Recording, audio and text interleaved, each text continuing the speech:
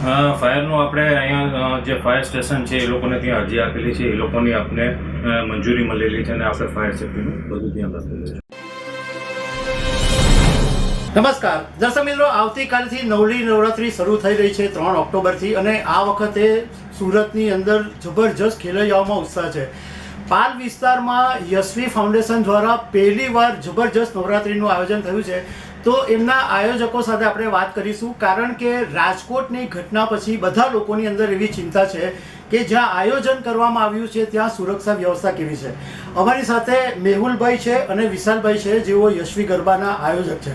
મેહુલભાઈ, આપણે રાજકોટની ઘટના પછી લોકોમાં ચિંતા છે, તો આપણે સુરક્ષા વ્યવસ્થાની અંદર ખાસ શું ધ્યાન રાખ્યું છે? આપણે અત્યારના સુરક્ષામાં જે આપણું ફાયરનું છે એનું બધું રાખેલું છે. એક્ઝિટ ગેટ આપણે મલ્ટી રાખેલા છે અને સાથે સાથે ખેલૈયાઓને જે આવે છે એ લોકોને જોવામાં આવી એ ઘણી બધી આપણે સુવિધાઓ રાખેલી છે.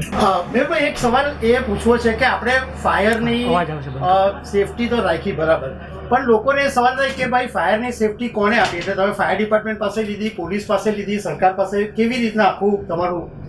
ફાયરનું આપણે અહીંયા જે ફાયર સ્ટેશન છે એ લોકોને ત્યાં અરજી આપેલી છે, એ લોકોની આપણે મંજૂરી મળેલી છે અને આપણે ફાયર સેફ્ટીનું બધું ધ્યાન રાખેલું છે. વિશાલભાઈ, તમે જ્યારે શરૂઆત કરી ત્યારે એવી વાત કરી હતી કે તમે મહિલા સુરક્ષાઓનું ખાસ ધ્યાન રાખેલું હતું, બહેનો માટે તમે બહુ જ બધું કર્યું છે.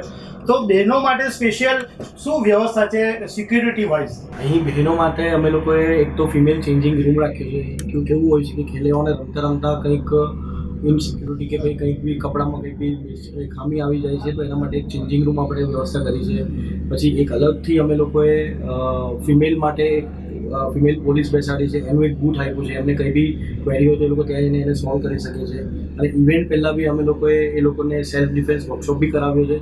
સો આ બધી અમે લોકોએ તકેદારી રાખી છે. મેહુલભાઈ, આપણે ટોટલ આખા જે ગરબાની અંદર કેટલા માણસોનો સ્ટાફ આયોજનમાં જોડાયો છે જુદી જુદી રીતે? ઘણા બધા આપણા સ્ટાફ છે, વોલેન્ટિયર્સ છે, બાઉન્સર્સ છે અને બાકી ફાયરના આપણો સ્ટાફ છે, ઇમરજન્સી એક્ઝિટ માટેનો સ્ટાફ રાખેલો છે, સાથે પોલીસ કર્મીઓ અને એ લોકોના બી આપણે સુવિધા આપેલી છે. ઓકે વિશાલભાઈ, છેલ્લો પ્રશ્ન તમને પૂછી લઉં કે ઘણા આયોજનની અંદર હમણાં વરસાદને કારણે પ્રોબ્લેમ ઊભા થયા છે, તો તમારું વોટરપ્રૂફ છે એટલે તમારું વરસાદની સામે શું પ્રોટેક્શન છે? વરસાદ માટે અમે લોકો 1-1.5 મહિનાથી એની તૈયારીઓ ચાલુ કરી હતી.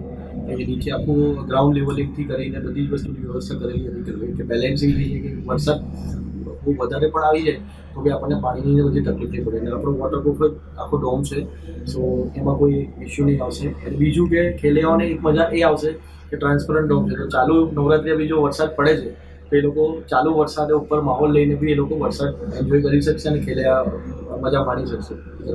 તો દર્શક મિત્રો, આવતીકાલથી નવરાત્ર શરૂ થાય છે અને 10 દિવસ તમે મજા માણજો. બધી જગ્યાએ સુરક્ષા વ્યવસ્થા રાખેલી છે અને યશવીના આયોજકોએ તો ખાસ કીધું કે એ લોકો ઘણા સમયથી આ મહેનત કરી રહ્યા છે.